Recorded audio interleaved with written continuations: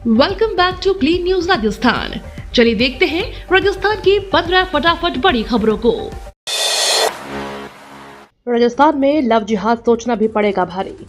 राजस्थान में धर्म बदलवाने के खिलाफ कानून सख्त हो गया है। इस कानून के प्रस्ताव को मंजूरी मिल गई है। सोमवार को राजस्थान विधानसभा में धर्मांतरण रोकने के लिए लाए गए बिल पेश किया गया, जिसको चर्चा के बाद पास किया गया। नए कानून के मुताबिक यदि कोई शख्स किसी का धर्म बदलवाने के लिए निकाह करता है तो इसे लव जिहाद माना जाएगा। इसको लेकर 3 से 10 साल तक की सजा मिलेगी। जयपुर में त्वचा रोगों के लिए नए शोध और उपचार पर होगी चर्चा। राजधानी जयपुर में 6 से 9 फरवरी तक डर्माकॉन 2025 आयोजित होगा। गुलाबी नगरी में दुनिया भर के प्रतिष्ठित त्वचा रोग विशेषज्ञों का जमावड़ा होगा। इंडियन एसोसिएशन ऑफ डर्मेटोलॉजिस्ट, वेनेरियोलॉजिस्ट और लेप्रोलॉजिस्ट 53वें राष्ट्रीय सम्मेलन डर्माकॉन 2025 का आयोजन कर रहा है। 600 से अधिक भारतीय विशेषज्ञ और 21 अंतर्राष्ट्रीय विशेषज्ञ अपने अनुभव साझा करेंगे। राजस्थान के गवर्नर कार्यक्रम का इनॉग्रेशन करेंगे। प्रधानमंत्री फसल बीमा योजना के तहत मेरी पॉलिसी मेरे हाथ अभियान शुरू। 1,53,00,000 बीमा पॉलिसियों का होगा वितरण। शासन सचिव कृषि एवं उद्यानिकी राजन विशाल ने पंत कृषि भवन में किसानों को प्रधानमंत्री फसल बीमा योजना की पॉलिसियों का वितरण कर रबी 2024-25 की मेरी पॉलिसी मेरे हाथ अभियान के राज्य स्तरीय कार्यक्रम का शुभारंभ किया। इस दौरान राजन विशाल ने बताया कि मुख्यमंत्री शर्मा की कृषक हितैषी नीतियों को मद्देनजर रखते हुए उनके निर्देश पर फसल बीमा योजना को और सरल बनाने और किसानों को ज्यादा से ज्यादा लाभ प्रदान करने के लिए कृषि विभाग प्रयासरत है। भगवान जगन्नाथ की तर्ज पर कोटा में 6 फरवरी को निकलेगी भगवान देवनारायण की शोभा यात्रा। भगवान देवनारायण के 1113वें जन्मदिन के अवसर पर गुर्जर समाज ने 6 फरवरी को शोभा यात्रा निकालने का निर्णय किया है। इसके तहत भगवान जगन्नाथ रथ यात्रा की तर्ज पर कोटा में भगवान देवनारायण की नगर परिक्रमा लगवाई जाएगी। यह नगर परिक्रमा किशोरपुरा भगवान पद्मनाथ के मंदिर से शुरू होगी और गणेश नगर स्थित भगवान देवनारायण के बड़े मंदिर तक पहुंचेगी। वंचित समाज का जोधपुर में भाजपा सरकार के खिलाफ प्रदर्शन, जयपुर में डालेंगे पड़ाव। प्रदेश के विमुक्त, घुमंतु और अर्ध घुमंतु समाज ने सोमवार को जोधपुर में अपनी 9 सूत्री मांगों को लेकर भाजपा सरकार के खिलाफ प्रदर्शन किया। समाज के नेताओं ने कहा कि यदि सरकार वंचित समाज के लिए कुछ नहीं करेगी तो समाज की ओर से इसकी योजनाओं का बहिष्कार किया जाएगा। इसे बहिष्कार आंदोलन का नाम दिया गया है। आंदोलन के तहत 1 जुलाई को राजधानी जयपुर में पड़ाव डाला जाएगा। कोटा में ट्रायल 180 की स्पीड पर दौड़ी डबल डेकर ट्रेन, बोतल में भी नहीं हिला पानी। Delhi Mumbai railway track Kota rail मंडल से गुजर रहा है। कोटा रेल मंडल नई ट्रेन और कोच की ट्रायल के लिए मशहूर हो गया है। इस ट्रैक पर सैकड़ों की संख्या में ट्रायल अब तक हो चुके हैं। अब नया ट्रायल 180 की स्पीड पर डबल डेकर ट्रेन का चल रहा है। यह ट्रायल भी मुख्य रेल सुरक्षा आयुक्त जनक कुमार गर्ग ने किया है। इसमें सवाई माधोपुर से कोटा के बीच ट्रेन को इस गति पर चलाया गया है। ट्रायल के दौरान पानी की बोतल में भरा हुआ पानी भी नहीं हिल रहा था। बोर्ड ने सेकेंडरी और सीनियर सेकेंडरी के परीक्षा कार्यक्रम में किया आंशिक संशोधन।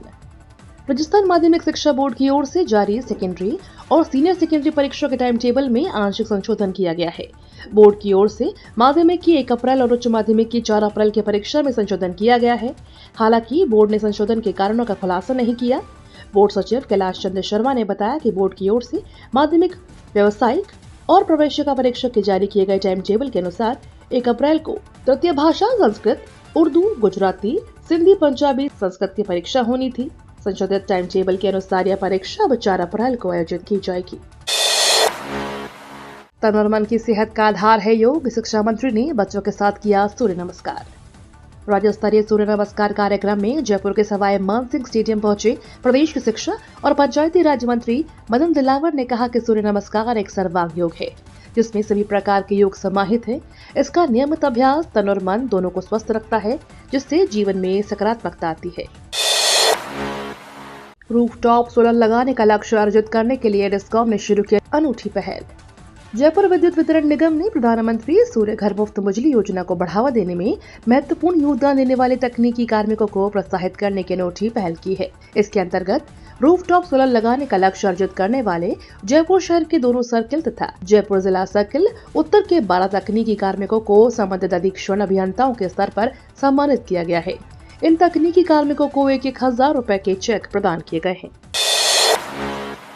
4 दिनी मरु महोत्सव की धूम 9 से बिखरेंगे संस्कृति के विविध रंग। अंतर्राष्ट्रीय ख्याति प्राप्त मनु महोत्सव 2025 का आयोजन 9 से 12 फरवरी तक आयोजित होगा। आयोजन के दौरान सांस्कृतिक कार्यक्रमों की धूम रहेगी। इसके अंतर्गत लोक कलाकारों के साथ सूफी सिंगर ज्योति नूरान, काका, कबीर कैफे और कुटेले खां आकर्षण के मुख्य केंद्र होंगे।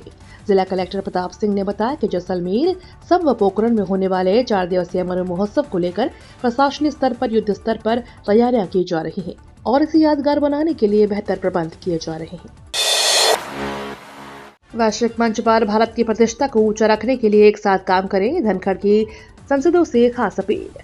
राज्यसभा के सभापति जगदीप धनखड़ ने वैश्विक मंच पर भारत की प्रतिष्ठा को ऊंचा उठाने वाली नीतियों पर एकजुट होकर काम करने को कहा। इसके साथ ही उन्होंने संसद की गरिमा बनाए रखने का भी अनुरोध किया। बजट सत्र के तीसरे दिन विपक्षी दलों के नेताओं ने वॉकआउट किया। सभापति धनखड़ ने महाकुंभ मामले पर चर्चा समेत कई अन्य मुद्दों को उठाने के लिए उनके नोटिस को मंजूरी नहीं दी। सीबीएसई 10वीं और 12वीं परीक्षा के लिए एडमिट कार्ड जारी, 15 फरवरी से शुरू होगा एग्जाम। सीबीएसई की 10वीं और 12वीं की परीक्षा 15 फरवरी से शुरू होने जा रही है। सीबीएसई ने परीक्षार्थियों के प्रवेश पत्र जारी कर दिए हैं। साथ ही प्रवेश पत्र के पीछे गाइडलाइन भी जारी हुई है।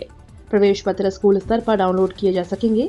आपको बता दें, परीक्षा को लेकर टाइम टेबल 3 दिसंबर को ही जारी कर दिया गया था। वहीं स्कूलों को सुरक्षा व्यवस्था करने के लिए पूर्व में ही निर्देश जारी कर दिए गए थे। इस बार देश भर में 44 लाख परीक्षार्थी 10वीं और 12वीं परीक्षा के लिए पंजीकृत हैं। अपनी ही सरकार के खिलाफ मुखर हुए पूर्व मंत्री देवी सिंह भाटी बोले, विधानसभा के सामने दूंगा धरना। विपक्ष कई बार यह आरोप लगाता है कि भाजपा सरकार में आमजन के काम नहीं होते और जनप्रतिनिधियों की नहीं सुनी जा रही, लेकिन इस बार भाजपा के ही वरिष्ठ नेता और पूर्व मंत्री देवी सिंह भाटी अपनी ही सरकार के खिलाफ मुखर हो रहे हैं।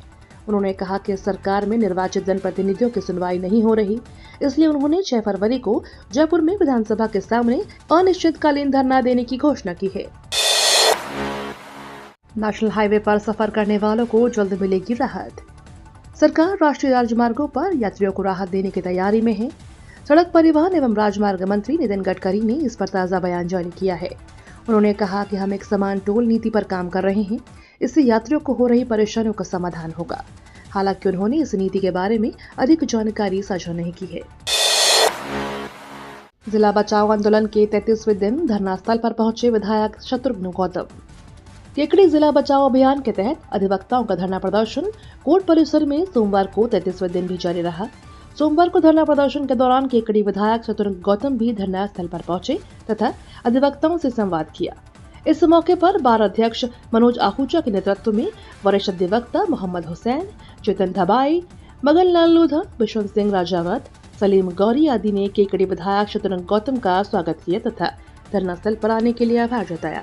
ये तो थी राजस्थान की बड़ी खबरें। रोजाना सबसे पहले अपडेट पाने के लिए क्लीन न्यूज राजस्थान को अभी सब्सक्राइब करें।